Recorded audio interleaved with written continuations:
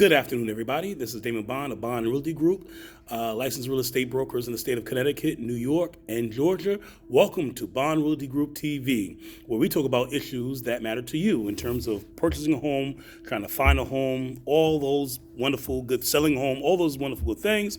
And please, if you have any real estate needs or concerns, you can always reach out to me, and myself, my team of agents will get back to you promptly. So welcome to this edition. Today is Wednesday, day after Valentine's Day, February 15th, 2023.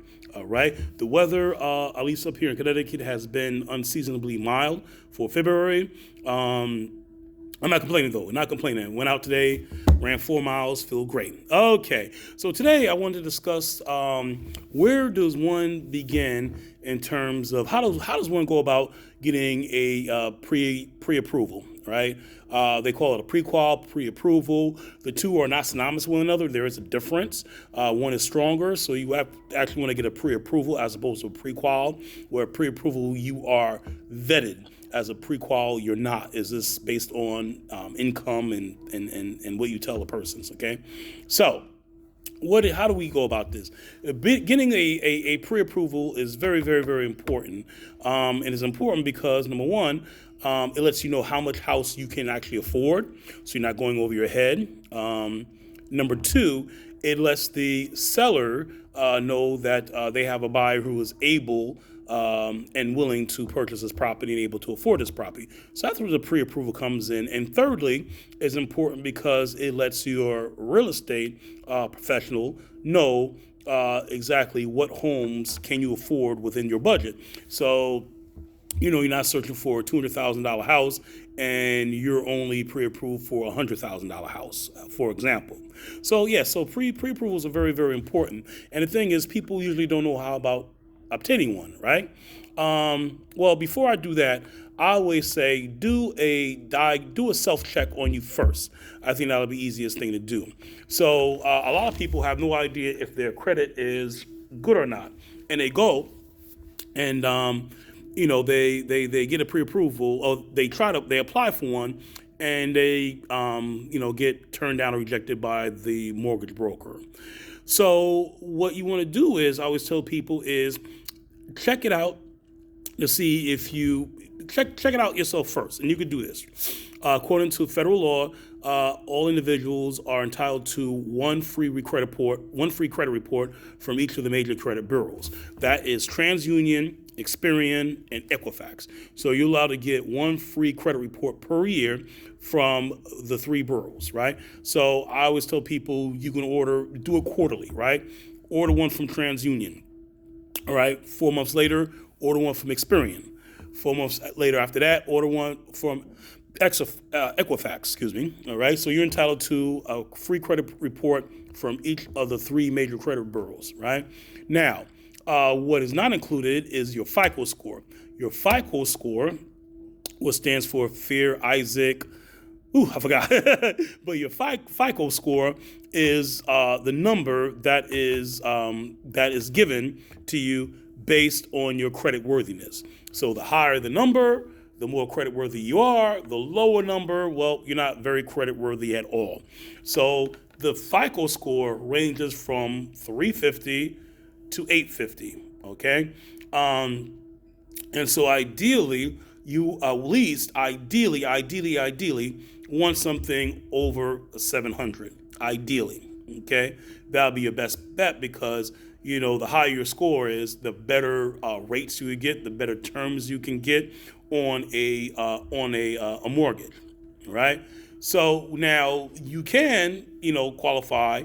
If your credit score is 650, okay, you can, all right, but ideally 700, okay, but you want a minimum of 650. Now, here's where there's some disputes going on, because I know some lenders, you get an FHA loan with a score as low as 620. I know that, all right, but ideally, if you're not 700, you want to get ideally to 650, okay, and so that's what it is, okay? So it's good to pull your credit report to make sure that there's no hiccups in there. What I mean by hiccups is you want to make sure there's no judgments, there's no collection, all right? You want to make sure that there's no late payments, And the good news is, and it's much easier to do so now, is you can actually, all right, file a dispute right there on the internet. Before you'd have to write a letter and everything like this, but now you can actually file a dispute with the credit report, because you'd be surprised that errors do show up in credit reports. They certainly do. So if you know you were late with something, you can always dispute it. If they say something wasn't paid off, you can dispute it, okay? And so the credit report is basically your biography in terms of, your credit worthiness. And so every late payment that was made is reported. Every on-time payment that was made is reported. If anything when the collections, it is duly noted. And so you really want to go through that, right? And if everything checks out okay, then fine. Then you already know what your credit's like, all right? You already can go apply for pre-approval with no problem, right? If there are some discrepancies, okay, you can, file a report that, hey, no, this is not correct, okay? This was paid off, all right? Or this was never late. You can do that, all right? And that's good as well. Okay, so that way you know that these items, they're in the process of being disputed, and you still apply for, your pre-approval, and then you can let the person know that what the deal is. If things on your credit report don't cut the mustard, then that's fine, okay? Because then you can say, okay, I have to work on X, Y, and Z, and it will give you a chance to build up your credit, to correct those deficiencies on your credit report. So just because you have a bad credit report, guess what? It's not etched in stone. It can be reversed. A lot of people do not do that though, right? They fall on deaf ears and say, okay, my credit's bad, my credit sucks. Okay, no, you can improve your credit. I've worked with people who didn't have, the credit wasn't on par at that time, but in 6 months they got it up. All right, they paid off some debts. All right, they they made sure the stuff was on time, and it helped out where they were able to get over that threshold. All right, so that's what you want to do, is a self-diagnosis of your credit worthiness. Okay, so I recommend you do that first before you actually go apply for pre-approval. Now, speaking of pre-approval, right? Where can you go for one? Right? You could go to any institution, right? So if you belong to a credit union, you could get a pre-approval through them. The large, what I call monster mega banks, okay, Wells Fargo, Chase, Bank of America, and Citi, okay. They can also do pre-approvals for you. So you can go to whoever you want. You go to a mortgage broker. A mortgage broker basically is kind of like a dating app, right? You what they'll do is they'll take your information and then they'll find an institution that's willing to pre-approve you for a mortgage. That's what they do, all right? In return for them, they get a cut of this matchmaking, okay? So they're the middleman, and they go there and they make it happen. That's what the mortgage broker does. Is going through a direct lender better than go through a mortgage broker? Not necessarily, because a mortgage broker can actually shop around and find the best interest rates for you, the best loan terms for you, all right? And a direct lender can do that also. I don't want to say they can't, but so one is not necessarily better than the other one, all right? I know some people think it's better to go to a direct lender, but one is not necessarily better than the other one. And so this is what you can do. Your real estate salesperson should be able to give you some recommendations of some mortgage people they work with. I like to give my clients about 3 or so mortgage referrals, people that I work with, people I trust over the years, people that I know they're going to get the deal closed, all right? And so I tend to, I refer them to say, okay, here's a list of mortgage people I know, okay, call them up, and you can make your own, determination of who you want to go with.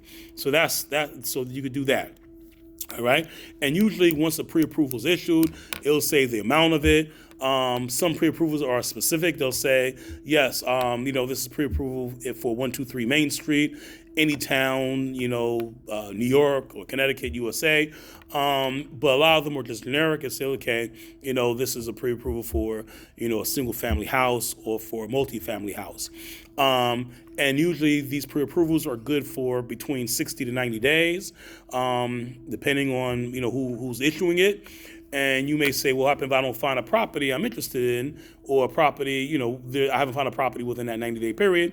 Don't worry. What they'll do is they'll run your credit a second time, okay, to make sure that nothing's changed. So during the process of a pre-approval, while you have a pre-approval search for a home, don't open any new lines of credit, right? No new credit cards, no loan, no auto loans, none of that. Don't do any of that because that can affect your credit adversely, all right? So you don't want to open up any new lines of credit, all right? Wait till after the ink is dried at your when you close on the property, but don't do it beforehand. All right, so that's the thing. So, like I said before, it's so important to have those things on point in terms of your in terms of getting a pre-approval. And like I said, it's pretty much it's easy. That pre-approval, you know exactly where you're going, what your budget is for. All right, and I say is important. It's very, very important to do. That's the first step into starting to purchase your house. All right. Commercial property is a little bit different. You have to go to an institution that specializes in commercial loans, and their requirements are a little bit different. A lot different from, let's say, getting a residential home mortgage. Commercial mortgages are different. Usually, it involves a higher down payment, 25 to 30%. Okay. And depending on type of business you want to do, right, that's also another factor. So, for example, they may not want to give you approval to buy a restaurant, let's say, because, they tend to be a little bit more riskier, fires and things like that. So all depends on what you want to do.